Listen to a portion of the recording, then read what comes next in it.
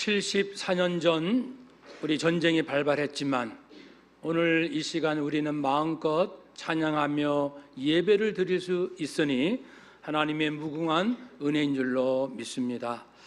사랑하는 여러분, 오늘 말씀을 통해서 위기를 당했을 때 하나님의 백성들은 어떠해야 하며 하나님은 어떻게 구원해 주시는지, 특별히 6.25 전쟁을 통한 하나님의 섭리, 하나님은 어떤 뜻을 두셨을까를 살피면서 오늘날 여전히 어려운 현실 가운데서 우리가 살아갈 마음의 자세를 다시 새롭게 하기를 기대해 봅니다. 이제 오늘 본문은요, 분열 왕국 시대, 이스라엘의 분열 왕국 시대 이야기입니다. 북쪽, 남쪽, 남유다 4대 왕, 여호사밧 왕 때에 있었던 절박한 이야기가 되겠습니다. 그래서 그때도 전쟁이 끊임없었고 오늘날도 마찬가지고요. 또 앞으로는 제3차 세계대전이 일어날 것이다, 그런 예측도 기독교 안에서도 하지만 또 많은 전문가나 또 사람들이 불안한 가운데 이 세계를 바라보는 것도 현실인 것 같습니다. 전쟁 정말 있어서는 안 되고, 우리 아까 장로님 기도하신 대로 제 가슴에도 뭉클했던 것이 다시는 이 땅에 전쟁이 일어나지 않으므로 젊은이들이 피를 흘리지 않게 해달라고 기도를 했는데요. 정말 그렇게 기도했으면 좋겠어요.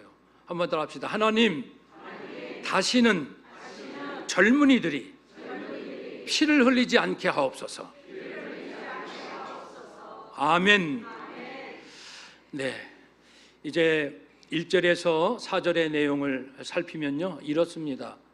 이 남유다 여호사밧 왕이 오늘 본문 앞부분에 무슨 일이 있었냐면은 북이스라엘 왕이 아합 왕, 그 악하고 하나님께 대적하고 불순종했던 아합 왕, 그런데 남쪽 여호사밧 왕이 실수를 했어요. 북아합 왕과 동맹을 맺고 그를 돕고, 그래서 저 시리아 쪽에 있는 아람과 싸우다가 그만 전쟁에서 패합니다. 그래서 아합 왕은 죽고 여호사밧은 도망쳐 자기 본국으로 오게 되지요. 이러한 참 전쟁에서 패한 그 심정은 이루 말할 수 없을 겁니다. 그것도 이 왕의 입장에서 말이죠. 그런데 또 이상한 소문이 들리는 거예요. 요단강 동편에 있는 암몬과 모압이 동맹을 맺어서 이제는 남유다를 침공하려 한다라는 얘기를 듣고 여호사밧은 생각이 복잡해졌지요. 군사력으로 하면요, 남유다만 군사 116만 대군이 있습니다. 물론 아람 전쟁에서 패했지만 그래도 전투력은 상당히 유지된 상태이기 때문에 저쪽 연합군과 싸워볼 만합니다. 그러나 여호사밧 왕은 이제 생각이 깊어지고 달라졌어요. 왜냐하면은 그 패한 전쟁을 두고 선지자 예후가 이렇게 말한 적이 있었기 때문에 그렇지요. 19장에 나오는 내용인데요. 왕이요, 전쟁에서 왜 진주하십니까? 하나님께서 여호사밧 당신이 아합과 손잡고 아합의 편을 들고, 그래서 하나님이 원치 않는 일을 했기 때문에 하나님께서 당신에게 진노하였습니다. 그래서 전쟁이 진 겁니다 라는 사실을 이제 알고 있는 이 터에 다시 전쟁이 일어난다면 아무리 우리 쪽에 군사력이 막강하다 할지라도 전쟁은 여호와의 손에 있는데 하나님께서 허락하지 않는다면 이길 수 있는 전쟁도 질 수밖에 없거든요. 그것이 하나님의 백성들의 역사에서 일어난 겁니다. 하나님 마음에 들면 이길 수 없는 전쟁 이기고, 하나님 앞에 불순종하면 질 수 없는 전쟁을 지거든요. 그래서 여호사밧 왕은 상당히 심각하고 진지한 마음으로 이제 마음을 새롭게 하지요. 그것은 자기뿐 아니라 온 백성으로 하여금 금식하고 하나님 앞에 도움을 구해야겠다. 이제는 군사력, 동맹 그거 아니다. 전적으로 하나님만 의지하리라. 이렇게 다짐을 하지요. 욥기에 보면요, 욥기가 이런 마지막 고백을 하지요. 42장 2절에 주께서는 못 하실 일이 없지요. 무슨 계획이든 하나님 못 이루실 일이 없습니다. 하나님이 원하시고 기뻐하시면 불가능을 가능케 하십니다 라는 고백이 우리가 들을 수 있는데, 잠언 16장에 이런 말씀이 있지요. 마음의 경영은 사람에게 있어도 어떻게 해볼까, 이렇게 할까, 저렇게 하지. 마음의 경영은 사람이 해요. 사람이 자기 마음으로 자기의 길을 계획합니다. 5년 후, 10년 후 우리 자녀를 위하여, 또 내 직장 생활을 어떻게 하고, 은퇴 이유는 어떻게 하며, 무엇은 어떻게 하리라 계획을 세울지라도 말의 응답, 기도의 응답은 여호와께 있으며 그의 걸음을 인도하신 이는 누구시니라? 여호와이시니라. 이런 말씀을 하셨습니다. 나 괜찮은 사람이야. 그동안 성실했고 나름 진실했고 인정받고, 그렇지, 잘 될 거야. No, 아니죠. 그래서 말씀하시기를 사람의 행위가, 자기의 삶이 자기가 보기에는 깨끗해요. 이 정도면 괜찮아. 그래도 여호와는 심령을 감찰하시느니라. 하나님께서 불꽃 같은 눈동자로 내 속 깊은 곳을 살피신다. 그러므로 너의 행사를 여호와께 맡기라. 맡긴다는 것은, 하나님께 맡긴다는 것은 하나님 앞에 내 마음을 감찰하시고 살피시는 하나님 앞에 마음을 깨끗하게 하고, 이제는 내 사사로운 뜻이 아니라 하나님의 인도하심을 따르리라라는 결단하에 하나님, 제 인생을 맡깁니다. 우리 가정 맡깁니다. 교회를 맡깁니다. 이 나라를 맡깁니다. 마음을 깨끗이 하고 맡겨야지, 마음을 하나님 보시기에 아름답지 못한 상태에서 계속 말로만 맡긴다, 그리고 겉으로 신앙생활한다, 그것은 하나님께 통하지 않겠지요. 그리하면 마음을 깨끗이 하고 정말 하나님 전적으로 의지하고 맡기면, 그리하면 내가 경영하는 것이, 그렇게 계획 세웠던 것이 이루어질 것이다. 하나님의 때 하나님의 방식으로 이루어질 것이다. 이렇게 이제 말씀을 하셨습니다. 사랑하는 여러분, 환난을 당할 때 우리 기도해야 합니다. 여호사밧 왕처럼, 그리고 온 백성이 함께한 것처럼 우리도 가정에 어려움이 생기면 온 가족이 함께 모여서 기도하자. 교회 우리 함께 기도합시다. 우리 사회, 국가를 위해서 기도합시다. 직장에 어려움이 생기면 직장 안에 크리스찬이 있습니다. 안 믿는 사람이 더 많을 수도 있어요. 그러나 믿는 사람 한두 명이라도 우리 모여서 우리 직장을 위해서 일합시다. 왜냐하면 직장의 주인도 여전히 하나님이시잖아요. 하나님 앞에 그래 기도할 때 또 금식합시다. 금식은 단지 육체의 영양분을 공급하는 것을 끊고 먹고 싶은 즐거움을 절제한다라는 차원이 아니라, 금식한다는 것은 이 불안과 어려움 가운데서 마음과 복잡한 생각들을 내려놓는 거예요. 생각을 내려놓고 해결책을 찾기 위하여 성급하게 이 사람 저 사람 찾아다니고 의논하고 방법을 찾고자 하는 조급한 마음도 내려놓는 것이 금식의 진정한 의미죠. 그래서 어려운 일이 발생하면 우리 함께 금식을 하고, 꼭 금식을 안 한다 할지라도 이렇게 마음을 다 차분하게 하나님 앞에 내려놓고 주님의 음성을 들을 준비하고 순종할 결단을 하는 것이지요. 전쟁 속에서도 이렇게 해야 합니다. 전쟁이 났으니 싸워 이겨야지. 물론 싸워야죠. 그러나 전쟁은 하나님께 있으니 하나님께 의지하면서 싸워야죠. 하나님께 진짜 의지하는 이 역사가 과연 우리에게 있었을까요? 한국 전쟁 동안, 우리 전쟁하는 동안에 많은 교회, 기독교 단체들이 교파, 교단을 떠나서 나라를 위해서 기도했습니다. 북한의 적대 행위가 중단되게 하소서, 군인과 민간인을 지켜주소서, 국가가 다시 통일되게 하소서, 끊임없이 기도했습니다. 특별히 한경직 목사님 영락교회는 전쟁을 피해서 온 피난민들이 주로 모인 것이잖아요. 그러니까 피난민들에게 먹을 것과 잠잘 곳을 제공해 주면서 성도들이 서로 하는 거예요. 오직 하나님만 의지합시다. 그러한 신앙을 강화했고, 이성봉 목사님은 전쟁통에 전국을 다니면서 부흥회를 하면서 성도들이 모이는 곳마다 우리 하나님께 도움을 구합시다. 우리가 국가가 지난 잘못한, 왜냐하면 해방되고 전쟁 그 사이에 그 좌우 대립은 이루 말할 수 없었거든요. 대한민국의 그런 혼란이 없었습니다. 그러니 우리가 잘못한 거 하나님 앞에 철저히 회개하고 이 나라의 운명을 하나님께 맡깁시다.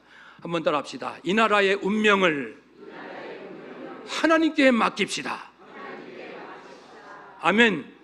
그렇게 목사님이 말씀을 전하고 뜨겁게 하나님의 자비를 구할 때 많은 백성들의 깊은 공감을 불러일으킬 수가 있었지요. 가톨릭도 마찬가지입니다. 서울 대주교가 된 김수환 추기경, 전쟁 당시는 젊은 사제였습니다. 사제들이 모여서 또 미사를 준비하고 평화를 위해서 열심히 뜨겁게 기도하는 카톨릭도 있었습니다. 이처럼 전쟁 중에 성도는 믿지 않는 자와 다른 것이 있는데 하나님 앞에 나와서 우리의 마음을 깨끗이 하고 전적으로 하나님을 의지하여 절대적으로 도와주실 것을 간구했다, 그런 것이죠. 그러니 이 전쟁이 우리 눈에는 참 안타깝고, 하나님 왜 이 땅에 전쟁을 왜? 라는 퀘스천을 이렇게 생각할 수밖에 없지만, 돌아보면 하나님의 깊은 섭리가 있습니다. 하나의 그 섭리라 하면, 야, 신앙의 자유가 얼마나 중요한지 마음껏 모여 예배드리고 찬송하고 복음 전하고 바자회도 하고 내가 예수 믿는다는 것을 직장 동료에게 얘기할 수도 있고, 신앙의 자유가 얼마나 중요한지 목숨 걸고 지켰구나, 우리도 신앙의 자유를 지키리라, 이것을 더 확실히 깨닫게 되었죠. 또한 전쟁 중에 절박한 상황 속에서 하나님의 살아계시고 기적적으로 건져주신 전투 이야기, 군 지휘관들의 나중에 간증, 또 성도들이 공산주의자들 공산군하고 맞닥뜨리면서 신앙을 지키면서 하나님의 놀라운 또 은혜도 경험하잖아요. 하나님은 살아계십니다, 우리를 지켜주셨습니다 라는 신앙 고백이 이어졌습니다. 하나님을 경험한 거지요. 그리고 전쟁을 통해서 국민들이 살 길이 없어요. 희망도 없고, 그러니 그때 마침 희망의 복음이 들려지니까 정말 많은 사람들이 교회로 몰려왔고 성도가 기독교인이 되었죠. 교회가 부흥할 수 있는 초석이 전쟁 이후에 마련이 됐거든요. 이것도 교회 부흥하고 이 나라가 기독교 국가는 아니지만 정말 놀라운 25%가 기독교 천주교인이 될 정도, 이런 나라가 정말 드뭅니다. 세계적으로 이렇게 교회를 부흥시켜 주셨습니다. 하나님은 미래를 보시고 모든 일을 주관하셨다고 우리는 깨닫죠. 그리고 전쟁 중에도 수많은 교회, 기독교 단체들이 여러 어려운 사람들을 이제 돕고 섬기고 구제하고, 그리고 휴전 이후에도 인도적 차원에서 북한 주민들의 먹을 것과 의료, 교육을 제공했었지요. 그러니까 우리 기독교가 사랑의 종교라는 것을 드러내는 기회가 됐고, 또 무엇보다 우리가 전쟁을 겪어보니까 전쟁을 겪고 있는 불행한 이 땅의 수많은 세계 사람들을 공감하고 그들을 긍휼히 여기고 세계 평화를 위해서 우리는 뭔가 사명감을 갖는 거예요. 전쟁 겪어봤기 때문에. 전쟁은 안 돼, 전쟁 겪는 사람들이 얼마나 힘들까 우리는 다 피부로 느낍니다. 그들을 위해서, 그들의 평화를 위해서, 삶을 위해서 기도하는 그런 자로 됐고, 그리고 온 국민들이 실제로 경제적으로 전 세계 말입니다, 어렵고 정신적으로 무기력한 나라가 아직도 세계 곳곳에 있습니다. 그런 곳에 선교사를 보내서 복음을 전하고, 또 우리 성도님들의 헌금을 통해서 뭐라도 학교를 세우고 병원을 세우고 또 여러 가지 프로그램을 하고 아이들에게 꿈을 심어주고, 이것이 계속 한국교회가 지금까지 전쟁 이후로 해왔거든요. 하나님께서 이 한국교회를 전 세계가 주목하게 하시고, K-팝도 그렇고 K-드라마도 있지만 이미 K-선교가 먼저 이제 진행이 됐던 거죠. 진정한 글로벌 마인드, 세계를 품자는 것은 국가 차원에서 이루어지기 전에 교회가 먼저 있습니다. 선교를 통해서 곳곳에 그런 나라도 있었어?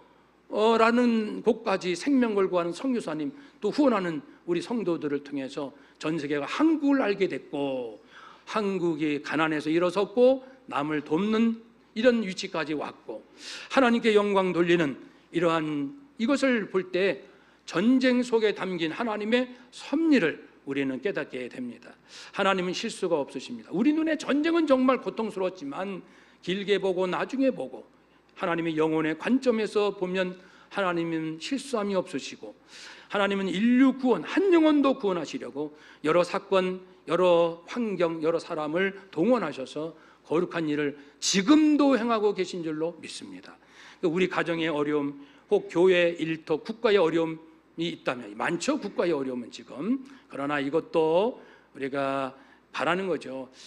여야를 떠나서 올바르지 않는 마음으로 하는 자들은 하나님께서 다 한 번씩 징계를 하실 거예요. 계속 앞으로도 하실 거예요. 한 번은 이쪽 징계, 한 번이 계속 징계를 하실 거예요. 결국은 하나님을 두려워하는 정치인들을 통해서 대한민국의 정치가 새로워지기를 소망하며 우린 기도해야 합니다. 저도 정말 열심히 기도하고 있거든요. 매일같이 국회 가서 기도합니다. 이거 있잖아요. 이거. 국회 동그란 거. 그 위에 기도하는 위치가 있거든요. 딱 이거 보입니다. 여기 300명의 국회의원, 100명의 크리스찬 의원들. 이 국회의 크리스찬들이 먼저 변화돼야죠. 정말 하나님이 주신 기회인데 이 기회를 명예, 권력 무엇을 위해서 하나님이 나중에 어떻게 살려고, 그러니까 우리는 기도를 해야 합니다. 다시는 젊은이들이 이 땅에서 피를 흘리지 않기 위해서는 정치를 잘해야 되거든요. 우리는 열심히 기도를 해야 합니다. 전쟁 이후로도 한국 교회는요, 박정희 대통령 서거 때, 그 버마 전두환 대통령 그 양곤 폭탄 테러 때, 대한항공 858편 폭탄 테러 때, 김일성 사망, 전쟁 긴장 고조 때, 북한 미사일 발사, 연평 해전, 천안함 침몰, 연평도 포격, 북한의 핵실험과 미사일 시험, 그때마다 우리 한국교회는 나름 계속 우리가 기도문을 발표하고 함께 기도합시다 해서 여기까지 왔습니다. 사랑하는 여러분, 다시 기억합시다. 세상 사람들은 위기가 닥치면 해결 방법을 먼저 찾으나 우리는 하나님 앞에 모여서 마음을 깨끗이 하는 것, 회개를 먼저 하지요. 왜냐하면 마음이 깨끗해야 하나님이 역사하시거든요.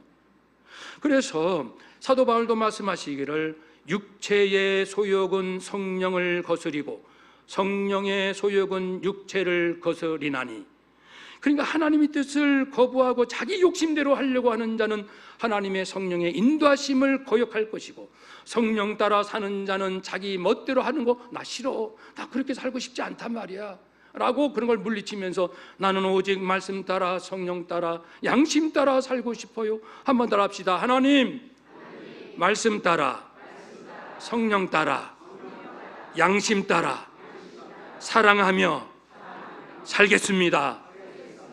아멘. 성도는 성령 충만, 하나님께 대한 순종이 지상 최우선의 과제입니다. 최우선의 과제입니다. 직장 생활도 마찬가지입니다. 그래서 이렇게 여호사밧과 백성들이 함께 합심하여 기도할 때 드디어 이제 전쟁 싸워보지도 않고 이긴 거예요. 싸워보지도 않고. 저도 그렇게 기도하고 우리도 기도해요. 남북 간의 전쟁 없이도 복음 통일, 평화 통일이 이루어지기를 기도해야 됩니다. 진짜 전쟁은 안 되거든요. 그러니까 하나님, 남북한이 전쟁 없이 하나님의 놀라운 방법으로 오늘 본문대로 이렇게 기적 같은 통일을 허락하소서 계속 기도하는 거예요. 그래서 앞으로 이루어질 일에 대해서 17절에 보면 야하시엘이라는 레인 사람이 성령의 계시를 받고 이렇게 말을 하죠. 이 전쟁에는 우리가 싸울 거 없어요. 우리 대열을 갖추고 바라만 봅시다. 우리 하나님께서 어떻게 구원하시는가를 봅시다. 아니, 싸움 앞에서 싸우지 말고 지켜봅시다. 이 말이나 됩니까마는 실제로 현실이 되었죠. 그래서 전쟁은 여호와께 속한 것이다 라고 해서 어떻게 됐냐면 22절 보면요, 이 모압 암몬 사람들이 자기들끼리 싸우는 거예요. 서로. 그런 또 다른 전쟁 때도 그런 비슷한 일이 있었거든요. 눈이 어두워져가지고 자기들끼리 서로 죽이고 해서 자폭, 하나님의 방법. 우리는 전쟁 안 해도 저기 다 무너지네요. 그러한 역사를 여호사밧 백성들이 경험했으니 이 기쁨, 이 승리에 말할 수 없는 이 희열, 결론은 승리입니다. 하나님은 물론 여러 가지 방법으로 우리의 전쟁에서 이기게 해주시죠. 그렇게 해서 이제 정면 공격하라, 매복하라, 또는 돌기만 하라, 소리 함성만 질러라, 그리고 저 적군끼리 싸우기도 하시고, 아니면 천사가 직접 이제 손을 봐서 18만 5천 아수르 군대를 하룻밤에 무너지게 하신 적도 있고, 하나님 방법은 다양하십니다. 그러니까 우리는 하나님을 온전히 믿고 의지하면 돼요. 그 믿고 의지하는 방법에 대해서 이제 15절부터 몇 가지가 나오는 거예요. 그래서 6절에 보면 하나님은 하늘에 계신 하나님, 전능하신 하나님, 절대자이신 하나님이십니다. 우리도 그렇게 위기 앞에서 고백할 수 있어야죠. 7절에 보면 아브라함, 하나님께서 사랑하시는 아브라함에게 이 땅을 주시지 않았습니까? 우리를 사랑하시지요? 그래서 위기 가운데서 우리를 하나님이 사랑하신, 지금까지 우리 가정을, 우리 교회를 얼만큼 사랑하셨는데 그 사랑에 대한 고백을 기억을 해야 하겠고요. 8절 9절에 보면은 이제 솔로몬 왕이 성전 봉헌하고 백성과 함께 드린 기도 내용에 이런 내용을 다시 자기도 인용하면서 그 기도를 또 하는 거죠.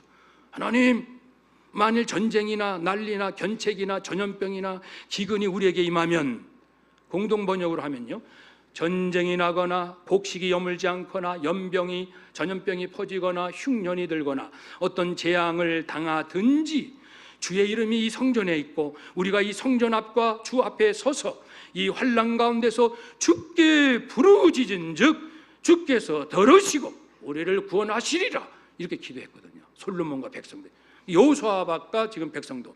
그리고 오늘 대한민국 어려운 가운데 있는 우리도 당산동교회, 한국교회, 목회자, 성도가 함께 이 기도를 드리는 거예요. 어떤 재난이 온다 할지라도, 재앙이 온다 할지라도 우리가 환난 가운데서 주께 부르짖겠사오니 들으시고 구원하옵소서 기도하고 간구하면 하나님께서 우리로 하여금 승리 있게 해줄 줄로 믿습니다. 그래서 10절, 12절에 나오는 주변 나라들, 그들을 전에 봐줬더니 이제는 우리를 해치네요. 하나님, 저들을 징벌하소서, 저들을 공의롭게 심판하소서. 하나님께 맡기는 거예요. 맡겼더니 아까 말씀드린 대로 자기들끼리 싸워서 자폭하게 된 거죠. 결론입니다. 사랑하는 여러분, 이 환난, 위기, 어려움은 성장을 위한 축복의 기회, 확실히 축복의 기회입니다. 믿음의 사람에게는, 마음을 깨끗이 하는 사람에게는, 하나님을 절대로 믿는 사람에게는, 누구에게나 그런 건 아니에요. 마음을 깨끗이 하고 하나님의 음성에 순종하겠다는 순수한 결단을 하고, 그리고 하나님을 사랑하는 자, 그에게는 합력하여선 모든 결론이 승리일 뿐이죠. 우리는 다음 새로운 목사님을 청빙하는 과정이 있습니다. 오늘부터 하신다고 이제 들었는데요, 제가 기도하면서 정말 중요한 것은 우리는 좋은 목사님 오기를 바라죠. 근데 목사님들은요, 좋은 교회 만나기를 원해요. 똑같겠죠? 나는 이런 장로님들이 계신 곳에 가고 싶어. 이런 권사님, 이런 아이들, 이렇게 좋은 교회 없을까? 하나님, 좋은 교회 가게 해주세요. 그러거든요, 목사님들도. 근데 성도님들은 좋은 목사님 좀 오게 해주세요. 그러면 뭐 똑같아, 양쪽 입장이. 다 목회자들도 성도들도 다 마음을 깨끗이 하시오. 다 하나님의 음성을 듣고 순종하겠다 결단하시오. 오직 하나님의 사랑으로 서로 사랑하겠다고 다짐하시오. 그런 교회를 딱 연결시켜 줄 줄로 믿습니다. 그러니까 우리 그릇에 맞는 정말 훌륭한 목사님이 오실 줄로 믿고 오늘 말씀을 의지하여 하나님만 사랑하고 의지하는 우리 모두가 되시기를 축복합니다. 아멘. 기도하겠습니다.